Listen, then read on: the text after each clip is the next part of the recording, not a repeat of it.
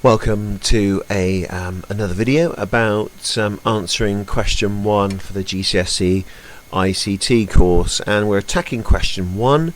We're looking at how we go about it, and in this video we're looking at the 2014 question and also looking at some of the areas that will come up in the mock exam this year. So again, how to use this video: play it, pause it, rewind it, watch it, take notes. You're trying to fill your knowledge gaps, and hopefully you watch the last one, which is the 2013 paper, so you should be fairly familiar with the format, and always use the revision guide to your right. And again, these are the areas that are likely to be covered in your exam, your real exam, and what have been covered over the last sort of 4 or 5 years. And I was saying in the last video, you will go outside the sort of hardware, the sort of digital devices area, and go into maybe copyright, health and safety, and so on.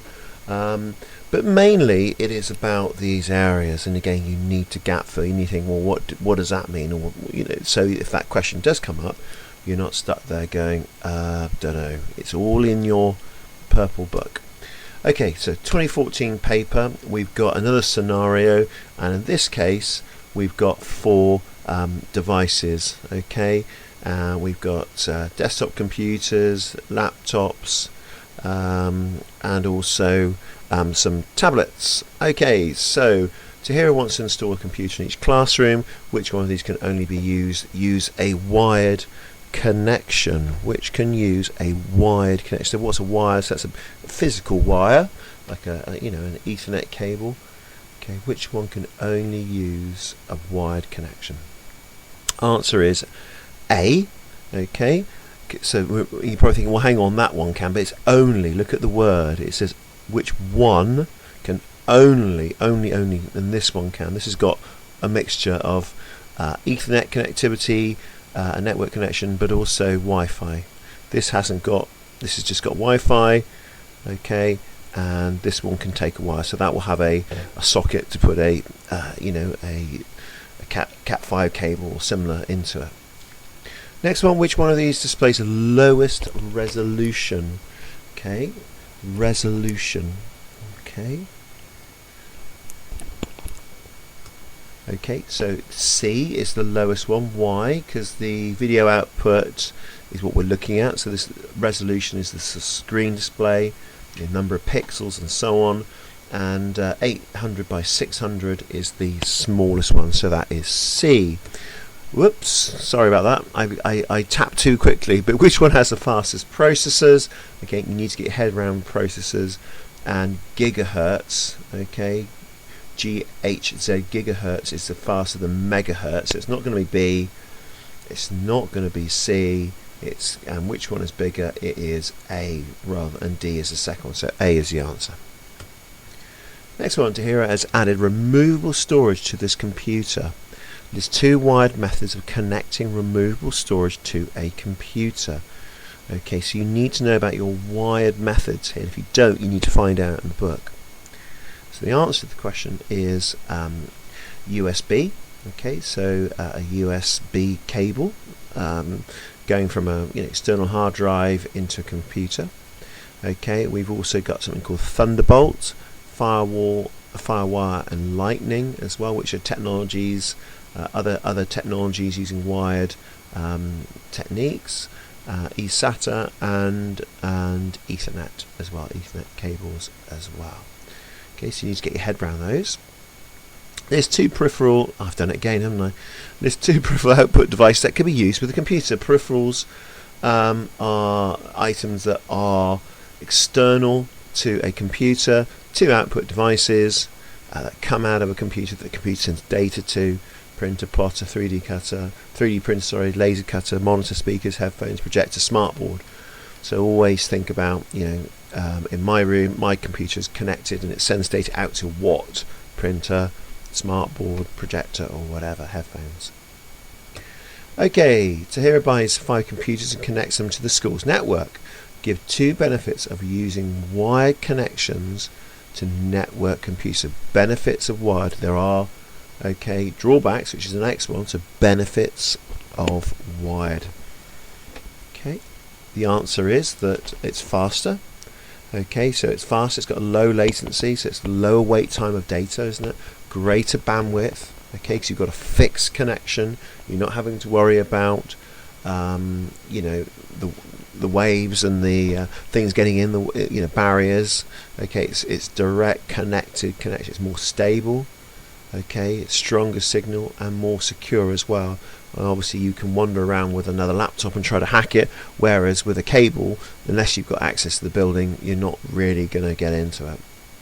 So those are the advantages, the benefits of using wired connections. Okay, and the opposite is the drawbacks of wired connections.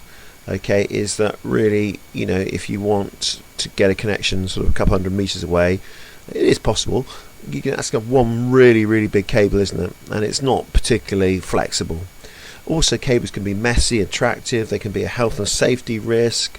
Quite hard to install because you're going to need, you know, cables and switches and switch panels and so on and so on. And users can interfere with the cabling, a bit like they do sometimes in the classroom. Not that it's any of you guys, clearly. And next question is, the computers use an open source operating system. So this is going to software, isn't it? So it's coming outside the digital device. What is meant by open source? So we've got 3 marks here. So we need a description. Okay, so you need to re-describe it here. Okay, so have a go at this. Answer is, okay, you know, 3 from. Okay, it can be shared and uploaded. So you can share and upload your changes. It's often free. The source code is available and accessible and can be edited and adapted. And you need to put these into sentences. Okay, the term open source means that, okay, software is normally free to download, that the source code of software is available and accessible for everyone. It can be edited and adapted and changed and shared and so on. So really go to town on that. And that's the end of question 1 on the 2014. So I wonder how you did on that.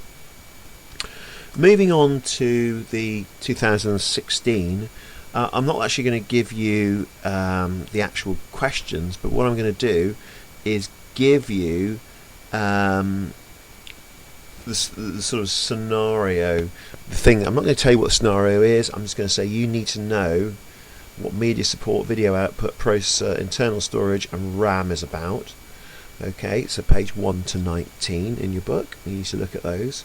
You also, and I've done this quite general, is you need to know about components of a PC, graphics cards, the health risks of screens and monitors, upgrading PC components for increased performance. So what would increase performance of a PC? You need to think about digital cameras. There's a page in the book about digital cameras.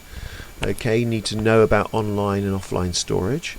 You need to know about routers and what they are.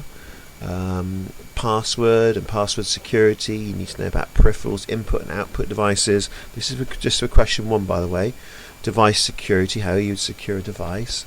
Image file sizes, and also you need to know about what are the benefits between a desktop, a laptop, smartphone and tablet. What are the pros and cons of each? What's the advantage? So I say, you know, plan for two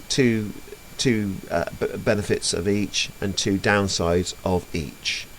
Okay, and that gives you a bit of a heads up of what's coming along. But in terms of question 1, you know, it is a little bit more technical and understanding speeds and processors and RAM, but also you might come up with some other areas from other areas of the course. So I hope that's been useful for you, and you know, keep going through that video and making sure that you test yourself thoroughly. Okay, thanks for watching.